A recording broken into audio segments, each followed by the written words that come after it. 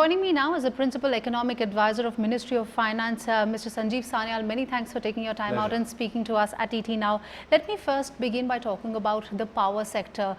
Post the February 12th circular, there is a fear that, in terms of power sector alone, we may just add 1.75 lakh crore worth of loans into NPAs. The Allahabad High Court has stayed the order. We did see the Finance Minister and also donning the hat of the Power Minister Piyush Goyal. The meeting today and figuring out the way forward in terms of not just the power sector, but how to ensure that these stressed accounts that we have so far do not turn bad. Apart from that, there is the committee, the Parliamentary Panel on Energy. They also said that the February 12th circular should not be implemented mechanically on the power sector. Are we really looking at differentiated norms? Where does Finance Ministry stand on this issue? Obviously, with the we have been asked by the Honorable Allahabad High Court to have a look at the power sector specifically and to take a differentiated view about this particular sector in the context of the Insolvency and Bankruptcy Code. Now, this will not be the first instance where this will happen. Of course, we did this with the real estate sector, as you just know. We just did an ordinance, and we recognize that there may be circumstances where a sector may require some special some special framework. So, in the specific case of the real estate sector, we recognize that home buyers, for example, need to be a part of the equation. We have created a somewhat framework for them and brought them inside the framework, which is, I think, now well understood, and I think the ordinance has made that now law. Now, for the power sector, now therefore we need to look at this. Now, of course, as you pointed out, if we begin to create separate frameworks for every single sector, it will very quickly get very complicated. However, there are certain special requirements of the power sector which feeds through to, of course, enforcement of contracts, for example, with the state distribution companies and many other longer term issues that power sector has had to deal with. So, the matter is being considered and a reasonable response will be made, and in the end it's a trade-off. We all understand that, so a reasonable trade-off will be made. When you're saying a reasonable trade-off will be made, you're also saying a special program or an assistance is something that we could probably look at. We are looking at it. We have not, the decision has not, as far as I know, has been taken. But SBI and REC are already working at two different plans. Has the government made up their mind as to, how things will pan out for the power sector? As I said, I am not privy to any decision that has been taken on this yet. Let me also talk about the banking sector. We do know that there are many stressed sectors, power being one. But again, there are these talks about a bad bank, and this is not for the first time this is being talked about. There is a committee that will be looking at it. The Chief Economic Advisor in one of the economic surveys also said that once you've eliminated the impossible, whatever remains, no matter however difficult, must be the solution. Is this the solution, a bad bank? Well, when we went down this particular path last year, at that time as well, a bad bank was mooted, and at that time the decision was taken that to go down a certain path and use the Insolvency and Bankruptcy Code. And of course, that process, we identified some 50 odd cases. The first 12 of those cases were then taken through the insolvency process, and they are now coming to the end of their 180 plus 90 day deadline, and we are now seeing the auctions and so on. However, there is again been some discussion of whether or not, while this may be the correct way to deal with the 50 largest cases, for the larger pool of cases, whether we need to create a bad bank. And this discussion has gone back and forth again. So, a committee has been formed to look into it. As I said, we are open-minded about what should be done. But what took the government so long? I mean, if this was being talked about a year later, have we realized that the insolvency and bankruptcy process is moving a little too slow for the government's comfort level? Certainly for the first largest cases, we have progressed a long way. So, the question is not about these very largest cases. They are already in the process, and they are anyway, we are coming now. We are very rapidly seeing many of these very large cases. Bhushan Steel, of course, we just saw 35,000 crores plus 12% equity coming back. We saw Electro Steel, maybe something will come up with Binani. So, for those cases, we are not. This is the question is, what do we do on an ongoing basis? And by the way, this we haven't come to any decision, so let me not preclude exactly what this committee will recommend. But there are others like SR Steel that are stuck in litigation, there is back and forth, and it's stuck in litigation at every level. Does that concern you, See, this process, even if it goes into a bad bank, ultimately some IBC system will take care of it. So even the bad bank will have to use this IBC NCLT process. So the bad bank doesn't change that fact. The question is, do the banks directly do that, or do we create a bad bank, remove these into that bad bank, recapitalize the banks and get on with the business of lending while we resolve all of this through the NCLT. So this is the debate. The debate is not whether we have abandoned IBC. You will still have to go through the IBC. Now, as far as those delays are concerned, well, when we went down this process, we knew that we are creating a completely new system, and that there will be challenges in court, processes will be created, precedents will be created. So in that sense, this is not at all very surprising. With each case, with each precedent, we have actually building out the ecosystem through which future cases will be done. So in that sense, the case law is getting created, processes are created, and in the end, as you can see, genuine auctions are happening, genuine transfer of assets is happening, and genuine money is coming back. So let me ask you, if the government is talking about a bad bank, where will the funds really come from? Because that was the issue that we were dealing with last year also. Has the government thought about it, whether it will be through government securities or equity? So we did it in a certain way so far. Now we will wait for the committee to say what it does, and then we'll consider it. So let me not predispose you to a certain opinion before we even know what the committee is going to say. Right. Let me also ask you about, there are about 11 banks that are under the government, under the RBI's prompt corrective action. Many steps have been taken by the RBI post the February 12th circular also. Do you believe that it's perhaps taking a little longer to clean up the banking system than anticipated? Well, first of all, you have to see it in context. This has been a problem for decades. In fact, the first time we went down this path was way back in 1955 when LIC was nationalized and you had the Mundra scandal. So this problem is a recurring problem over generations now. We have done other cleanups. There was one cleanup we did around about 99-2000. But even in that case, we cleaned up but didn't change the culture of lending. We didn't actually open up the books and go through the whole thing, actually bankrupt companies in a large scale and so on. What we have now done in the last 1.5 years is open up everybody's books. So the result is that all these NPAs that have pre-existed for long periods of time, much of it, this round by the way, has been accumulated during the lending boom from 2008 to 2013. So many of these things are now known. We have forced the banks to write it down, painful as it may be.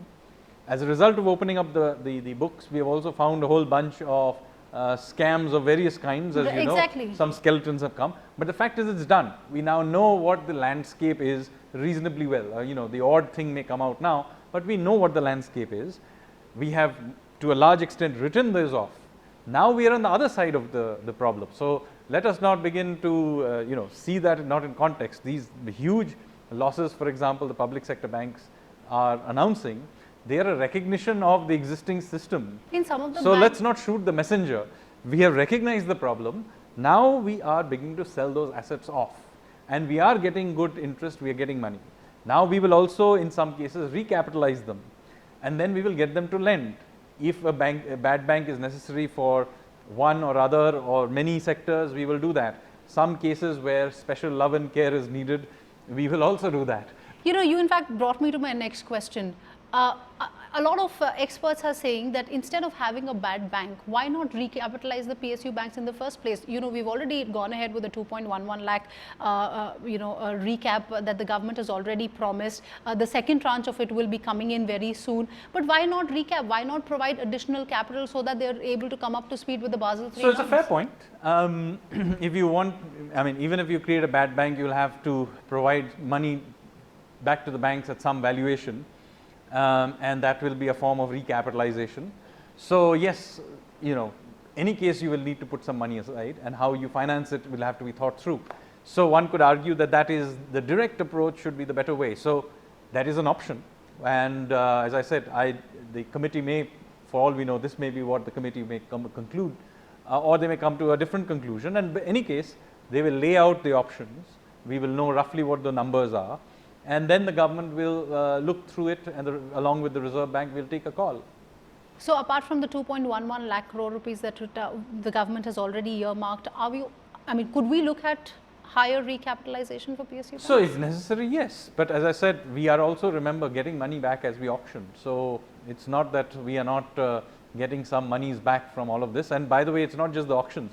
There has been a general improvement in credit culture, as a result of which even a whole bunch of other companies which were not getting which are not in the IBC and CLT process, something like 88,000 crores have suddenly come back and being paid. So there has been a huge change in the general ecosystem of lending in the country, and so in that context, we will look at every option, including the ones put across by the new committee. While you are saying there's a general change in the way credit is given to, by banks to various lenders, the other point is, and the other issue that many people are saying is that bankers have become very cautious before lending to industries, and that is one of the issues. Even in the Friday meeting, the bankers were told to improve credit flow in a risk mitigated manner. Given that so many banks are under prompt corrective action, is it easier said than done? So this is we are going through a once in a generation cleanup. So of course, the books have been cleaned, the systems have been tightened up. It will take a little time for everybody to get used to functioning in the new culture. So there will be some disruptions, there will be some anxiety amongst bankers, but in the end, credit is beginning to flow. It's not that credit isn't flowing. In fact, if anything, credit growth has now accelerated back into double digits after a fairly long time down. The economy is accelerating. The latest number, as you know, is 7.7% GDP growth. So we are seeing growth, we are seeing credit flowing. The NBFCs can tend to continue to lend and fill out some space for hunger for some of the hunger for credit is being taken up by them. So in that environment,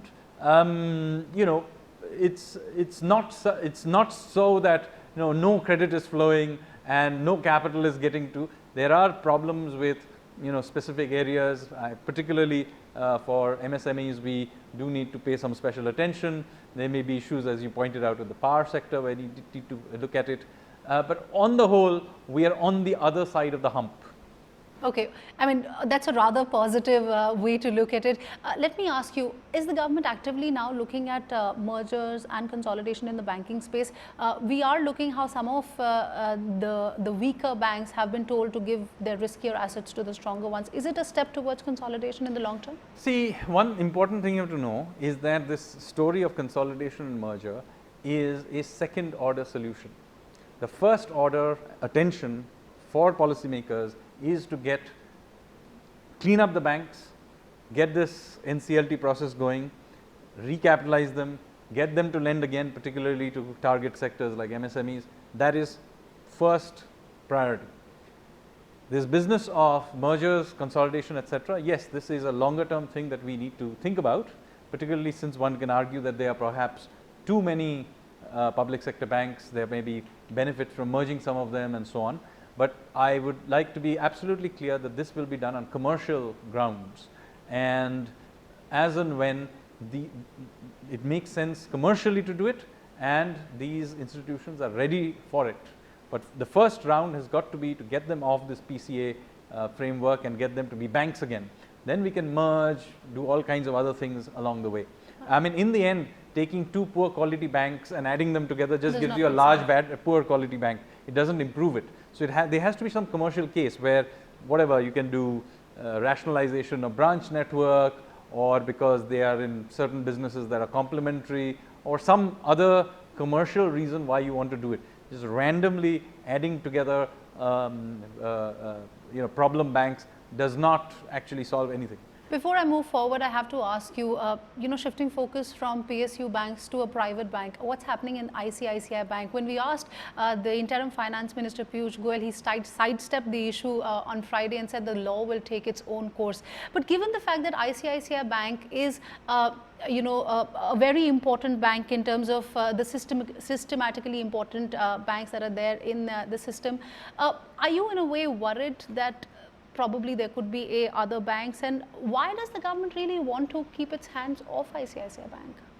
Well, I mean, the fact of the matter is it would not be right for me to comment in a situation where clearly there are some investigations on the way, and you know, clearly there are corporate governance structures there, including the board of ICICI, that should be looking into these issues. It would not be appropriate for me to say anything. So I will take the same line as the acting finance minister and say the law should take its own course. But the government is also there on the board of ICICI Bank. So as I said, I'm sure this matter is being looked into, but I will not comment on it.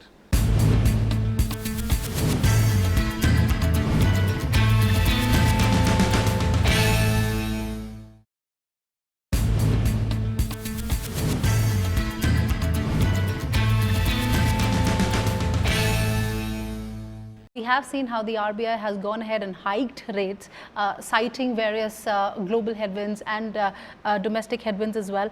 But they've said that they've maintained the policy rates neutral. Given the fact that, you know, we are seeing how oil prices are slowly creeping upwards, MSP policy could also, lead to some sort of hike in inflation.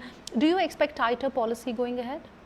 Well, this is the RBI's, or more specifically the Monetary Policy Committee's prerogative.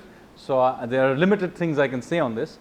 All I will say is that yes, there globally is a general tightening that is going on, and yes, there is the pressure from oil prices. So clearly the MPC has made a judgment that that somewhat tighter policy was necessary, but on the other hand, perhaps not sort of signaling further tightening, because they would like to watch what happens going forward. So how would you read the neutral stance then in finance? I would say they tightened it because it was necessary at this point in time, but remaining, but trying to signal that they're keeping their options open in both directions. But isn't it doesn't it go against what the finance ministry has always been saying, like pitching for a rate cut, because that was the need of the hour in terms of pushing investments? Well, every finance ministry and every central bank in the world debate these issues, and they should continue debating these issues. This tension is a good thing, and you know, that I would argue that in the end, the MPC is the MPC, and it's their job to take a decision on this. You know, given the fact that private investment is not picking up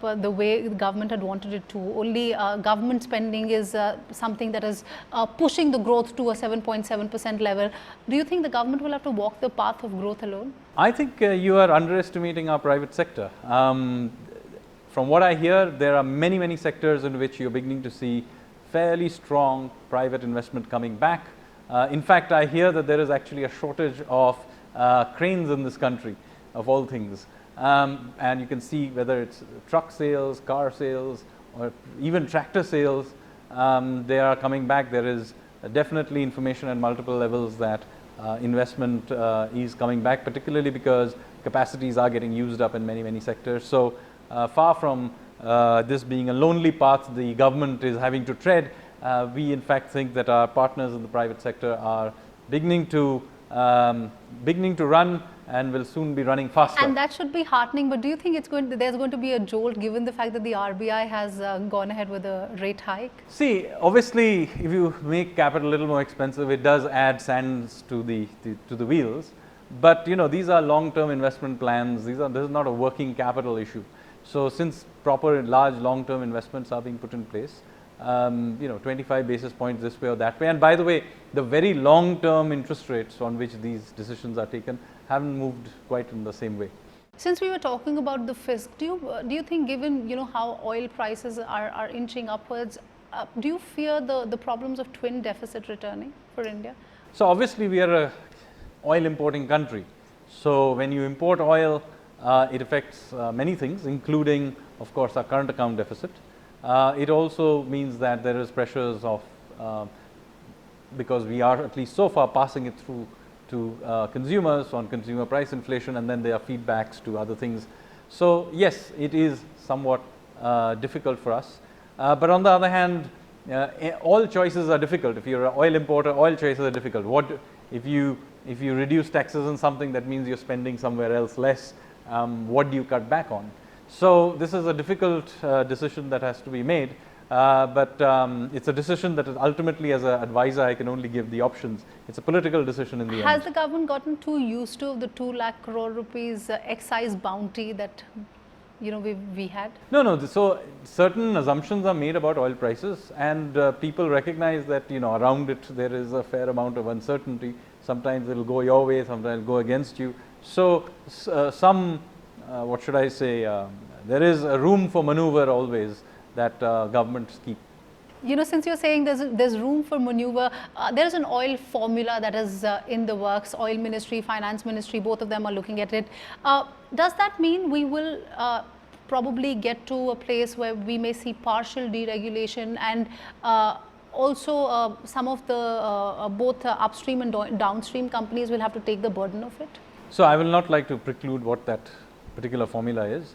In the end, you have to remember, whatever that formula may be, it doesn't take away the problem that we are a major oil importing country. So how you distribute the pain, one can have a formula, but in the end, as long as we remain dependent on imported oil and that imported oil price goes up and down, it will show up somewhere in the system. There is no free lunch in this. Longer term, you can of course invest in renewables, you can invest in atomic or whatever other form of energy you think is meaningful, but for now we are a oil dependent country, and that's a fact. The rupee has weakened about 5% as against the dollar in 2018. Is there more weakness expected given the way, because the crude prices are also continuing to rise? I'm not in the business of forecasting the rupee. All I'll say is that the rupee has actually been very well behaved in a range for now some 5 years. The rupee has just 2-3 months ago, people were complaining that the rupee was too strong at 64. Now we are all complaining, oh my God, it has gone to 68. Calm down. It's been in this range now for a very long time. And in fact, I used to be working for many years in financial markets for decades. And by and large, I can't remember when it was in such a close range for so long. Now, obviously, whether it's RBI or the finance ministry, we don't like sudden movements in the exchange rate. And the RBI, of course, has adequate foreign exchange reserves to intervene on both sides. Right. And you will have seen that on both sides they intervene to keep it. But in the longer term, we allow the market to take it where it will. So you should ask the market, not me. The market also seems to be concerned about the yield touching the 8% level. What is it that that the government could be looking at in terms of ensuring that our borrowing costs remain in control? Obviously, when interest rates go up, as a major borrower, the government does feel the pinch. Nevertheless, I think there are some longer term things we need to begin to think about. There are market issues. How about creating a larger pool of investors and so on. But there are somewhat medium term things we can also do. For example, India lacks a smooth risk-free sovereign yield curve. Our yield curve, very unlike say those of Western or developed countries, is a very kinked yield curve, and it keeps changing shape. So this is something for which we pay some price. It's very difficult to put an exact number to it, but both the sovereign as well as corporates who try and price using the sovereign, all of us pay a price for the liquidity and the fact that this yield curve is not stable. So this is a matter that has again been debated now for maybe 2 decades, but it's a matter that we have now focused on and thinking about, and over a period of time we hope that we shall be able to create a smoother, better yield curve. Of course, it will still go up and down as do yield curves worldwide, but at least we will be able to remove one structural factor that keeps our borrowing costs high. All right, on that note, many thanks for taking your time out and speaking to us at ET Now. Thank you.